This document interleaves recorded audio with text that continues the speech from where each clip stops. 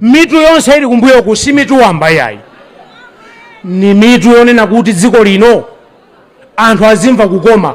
Tikati anthu tunena tonse ametili pano ana ang'ono sukulu zabwino, achinyamata ena ntchito ena ma business, azimayi ena ntchito ena ma business, azibambo ena ntchito ena ma business, aliyense ali nzotani zochita. Anthu opanda zochita nchifukwa chake kumakhala ufiti ndi bodza mdziko.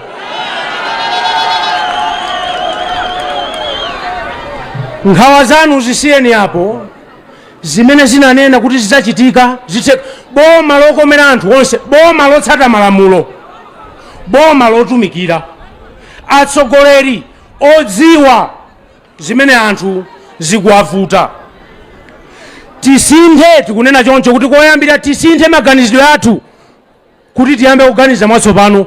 2020 tisaganize mwa 2010, 2020 tiganize mwa 2020 mopita kutsogolo.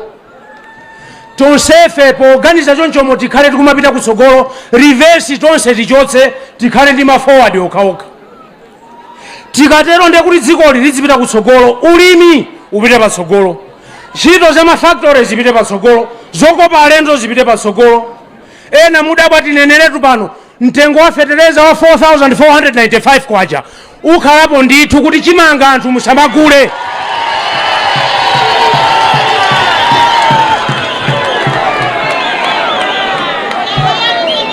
Fetereza 4495 chimanga muzigula chochipa osati chalero cha 20,000. Ayi, tati tufuna anthu azimva kukoma atu osati kuwawa ya. Ndipo mukapanda kunditenga bwino, ndati mukapanda kunditenga bwino, mwina 4495 yonso yachuluka.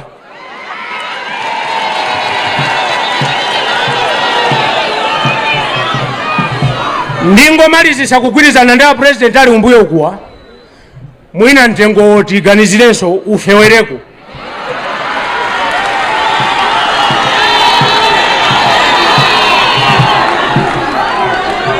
Tikuti tufuna dziko lokomera ndani kodi? Ngati mmakamba zachitukuko, simungakambe zachitukuko anthu asanaje. Ayi, amene alibe chakudya amagwira ntchito yokafuna chakudya, amene ali ndi chakudya amakagwira ntchito yotukula dziko. Tufuna tonse tikhale nkhani ya chakudya tatani tathana nayo, tiyambe ntchito ya chitukuko kuno. Chakudyacho ndipo sinsima yokha, tufuna ndi ndiwo zake zomwe. Tikuti kudya katatu mama sana madzulo, osati kudya katatu ndenkhani kuno ndi uko iko madzana tinadya katatu. Ayi, tikuti daily